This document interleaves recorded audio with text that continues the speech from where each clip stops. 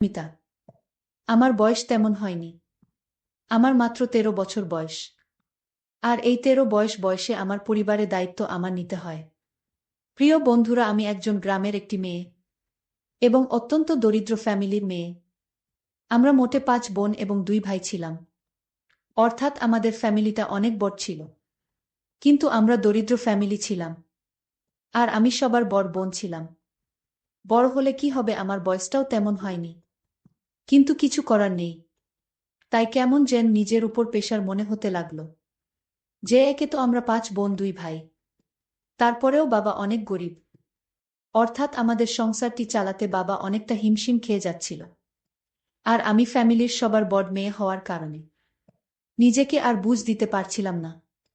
তাই বাধ্য হয়ে গার্মেন্টসে চাকরি নেওয়ার সিদ্ধান্ত নেই এবং পরবর্তীতে আমি গ্রাম ছেড়ে ঢাকায় চলে যাই। একটি গার্মেন্টসে চাকরি করা শুরু করি। আর ওই গার্মেন্টসের একটি সুপারভাইজারের সাথে আমার খুব সুসম্পর্ক গড়ে ওঠে।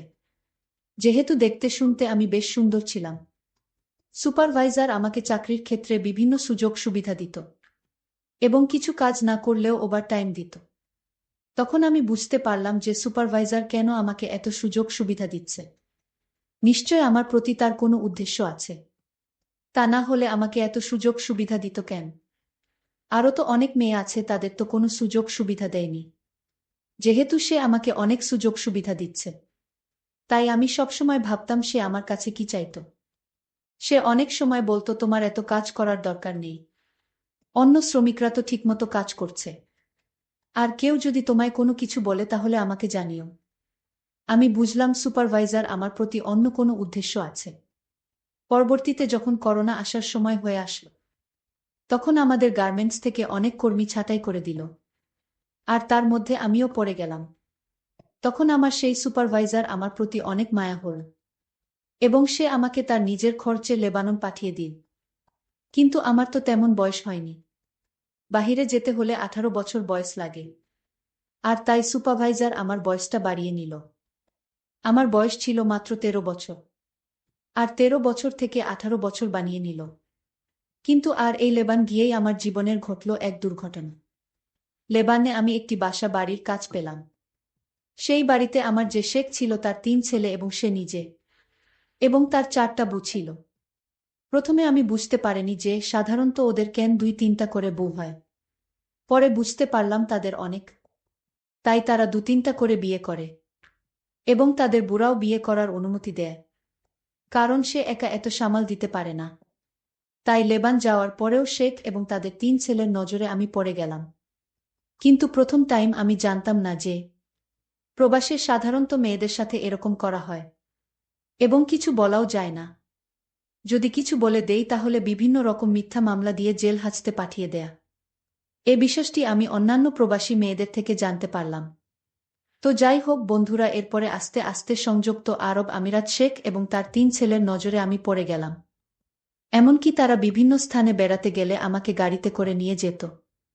তাদের বুদেরকে বলতো যে ওকে দরকার আছে বিভিন্ন রকমের চানাস্তা বানানোর জন্য। এই বলে আমাকে বিভিন্ন জায়গা নিয়ে যেত।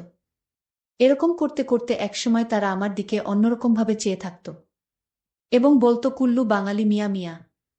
অর্থাৎ তারা বলতো যে প্রত্যেকটা বাঙালি মেয়ে অনেক সুন্দরী। তো একদিন তারা আমাকে নিয়ে দুদিনের একটি সফরে বের হলো। সেদিন শুধু শেখ ছিল আর তার ড্রাইভার আর আমি। তারপর আমি আর শেখ পিছনের সিটে বসলাম আর ড্রাইভার গাড়ি ড্রাইভ করতে থাকলো। এক পর্যায়ে শেখ আমার দিকে অদ্ভুতভাবে চেয়ে থাকতে শুরু করল। কিন্তু আমি কিছু বলতে পারলাম না। কারণ এর আগেও আমি শুনেছি যে প্রত্যেক শেখরাই তাদের বাড়ির কাজের মেয়েরা তাদের সকল কথা শুনতে হয়ে যদি তাদের কথা না শুনি এবং পুলিশকে ইনফর্ম করলে মিথ্যা মামলায় ফাঁসিয়ে দেয়। তাই আমি এই ভয় পেয়ে গিয়ে আমি তাকে কিছু বলতে বলিনি এবং বলার সুযোগ দেয়নি আমায়। আর গাড়ির মধ্যে একটি পর্দা টানিয়ে দেয়। আমি তাকে জিজ্ঞেস করলাম, পর্দা টানাচ্ছেন কেন গাড়িতে? সে বলল, সামনে মরুভূমি, প্রচণ্ড বাতাস আসতে পারে। আমি তার কথা শুনে প্রচণ্ড ভয় পেয়ে গেলাম। কিন্তু ভয় পেয়ে কোনো লাভ নাই। তখন আমার কাছে পুরো দুনিয়াটা একদম অন্ধকার হয়ে গেল। মনে মনে হচ্ছিল আমি আর পৃথিবীতে বেঁচে নেই। এতটা কষ্ট এবং অসহ্যকর মনে হচ্ছিল। কিন্তু শেখের এ বিষয়ে কোনো খেয়াল করল না। আমি বেঁচে আছি নাকি মরে গেছি এ বিষয়ে তার কোনো খেয়ালই রইল না। এক পর্যায়ে আমি অজ্ঞান হয়ে গেলাম। প্রায় 3 ঘন্টা পর আমার হুঁশ আসল। এবং আমি দেখলাম যে আমার অবস্থা একদম কাহিল। অর্থাৎ আমার শরীর এমন হলো উঠে দাঁড়ানোর মতো শক্তি আমার ছিল না। কিন্তু কিছু করার নেই, নিজের শেখ বলে কথা। আর আমাদের আজকের সফরটা ছিল প্রায় ৬০০ কিলোমিটার দূর। এই ৬০০ কিলোমিটার সফর অবস্থায় শেখ আমার সাথে। তারপর আমি যখন একটি নির্দিষ্ট স্থানে পৌঁছালাম, তারপর আমি সেই স্থানে পৌঁছানোর পর অসুস্থ হয়ে গেলাম। তারপর লেবাননের শেখ আমাকে একটি প্রাইভেট মেডিকেল হসপিটালে ভর্তি করল এবং 2 দিনের মধ্যে আমাকে সুস্থ করে তুলল। অতঃপর সে আবার সেখান থেকে ফেরার সিদ্ধান্ত নিল এবং আমরা আবার গাড়িতে উঠে বসলাম। কিছুক্ষণ আসার পর সে আমায় বলল, কেমন লাগলো আজকের সফর? সে গাড়ির আবার পর্দা টানিয়ে দিল। তখন আমি শেখকে অনেক অনুরোধ করে বললাম, আপনি পর্দা টানালে আমার ভয় করে। আমি তার অনেক হাতে পায়ে ধরলাম, কিন্তু সে কোনোভাবে আমার কোনো কথা মানল না। সে বল, দেখো তুমি এখানে চাকরি করতে এসেছ, তাই আমরা তোমাকে যেভাবে বলি সেইভাবে তোমার চলতে হবে এবং সকল কথা রাখতে হবে। আমি বুঝতে পারলাম শেখ আমার কথা রাখবে না। তারা যা বলে তাই মানতে হয়। তারা বলে সেখানে চাকরি করতে গেলে তাদের এটাই নিয়ম। এভাবে আমরা বাড়িতে আবার চলে আসলাম। কিন্তু বাড়িতে আসার পরও কোনো রেহাই পেলাম না, কারণ শেখের 3 ছেলেকে দেখে আমার অনেক ভয় লাগত। সেই 3 ছেলের কোনো কাজকর্ম ছিল না, শুধু বাসায় বসে থাকত, টিভি দেখতে আর আড্ডা মারত। আর তার বাবার বড় বিজনেস ছিল। বাবা সারাদিন সে বিজনেসে সময় দিত। প্রিয় বন্ধুরা, যখনই তার বাবা দিনের বেলায় তার ব্যবসার স্থানে চলে যেত, আর আমায় তখন বলতো, এই বাঙালি আমাদের 3 ভাইয়ের কথা রাখতে হবে। আর বলতো, যদি বাবাকে কিছু বলিস তাহলে তোর চাকরি চলে যাবে। কিন্তু তারপরেও কিছু করার ছিল না, কারণ আমি দেশে চলেও আসতে পারবো না। দেশে গিয়ে কি করব? কারণ আমি দরিদ্র ফ্যামিলির। বাড়িতে গেলে আমি আরও আমার পরিবারের বোঝা হয়ে দাঁড়াবো। তাই যাতে পরিবারের বোঝা না হয় এজন্যই আমি চাকরি করতে চাই। প্রিয় বন্ধুরা, এভাবে সংযুক্ত আরব আমিরাতের শেখ এবং তার ছেলেরা আমার দিকে সবসময় এক অন্যরকম দৃষ্টিতে চেয়ে থাকত। সেটা আমার ভালো লাগতো না। কিন্তু ওরা বলে চাকরি করতে হলে তাদের সকল কথা রাখতে হয়। আমি তাদের ছেলেদের দেখে ভয়ে সবসময় লুকিয়ে লুকিয়ে তাকতাম। আমি বাসার সকল কাজকর্ম করে রাতে যখন রুমে শুতে গেলাম, আমার 2 দিনের জার্নিতে আমার শরীর অনেক দুর্বল ছিল, তাছাড়া অজ্ঞান অবস্থায় 3 দিন ছিলাম। কিন্তু শেখদের কোনো টাকা পয়সার অভাব ছিল না। যাই হোক, আমি রাতে প্রচণ্ড মাথা ব্যথা হচ্ছিল। আমি মাথার ব্যথায় যখন শব্দ করতে লাগলাম, তখন শেখের ছেলে আমার রুমে আসলো আর আমায় বলল, তুই কি বেশি অসুস্থ? আমি বললাম, আমি অনেক অসুস্থ। আমার প্রচণ্ড মাথা ব্যথা হচ্ছে। আমি তাকে বললাম, আপনাকে দেখলে আমার ভয় লাগে। আপনি চলে যান রুম থেকে। আপনি রুমে থাকলে আমি আরও বেশি অসুস্থ হয়ে যাব। শেখের ছেলে আমার মুখে এরকম কথা শুনে রাগান্বিত হয়ে গেল।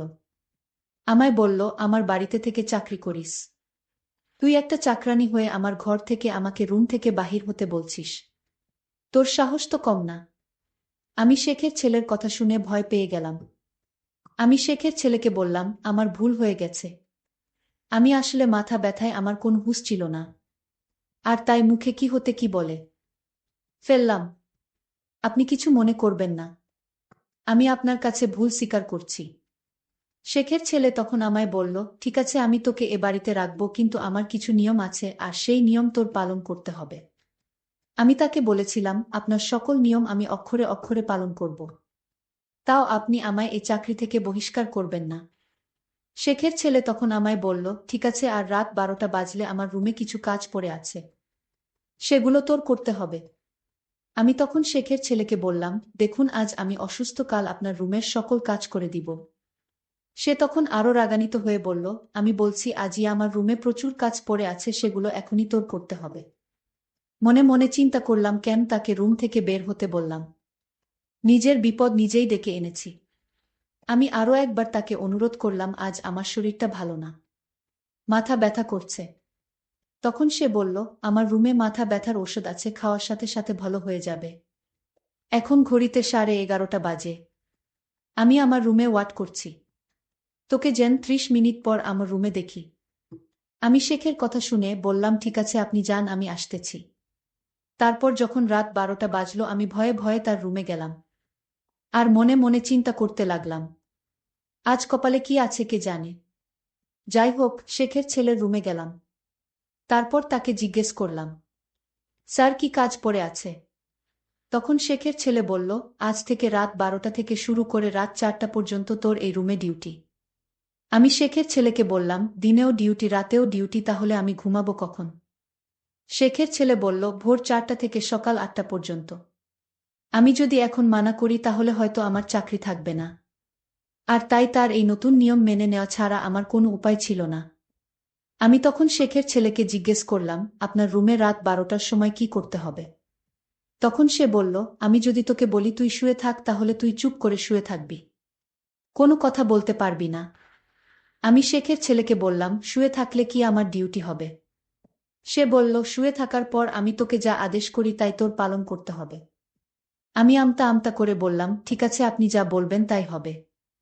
তবে আজ আমি অনেক অসুস্থ, আজকের রাতটা আমার রুমে আমায় ঘুমাতে দিন, কাল থেকে আমি আপনার রুমের দায়িত্ব পালন করব। আপনি যাহা বলিবেন তাই হবে। শেখের ছেলে আমায় বলল, ঠিক আছে যা জুমা, আজ তোকে সুযোগ দিলাম। শেখের ছেলের কথা শুনে আমার একটু স্বস্তি মনে হলো। আমি আমার রুমে ঘুমাতে গেলাম। আমি রুমে গিয়ে ঘুমিয়ে পড়লাম। এরপর আমার সাথে যা ঘটেছিল তাতে আমার বেঁচে থাকার ইচ্ছাটাই হারিয়ে ফেলেছি। বন্ধুরা, বিদ্যুতের সংকটের কারণে আজ সম্পূর্ণ গল্পটি শেষ করতে পারিনি। পরের পর্ব আগামীকাল আপলোড দেওয়া হবে।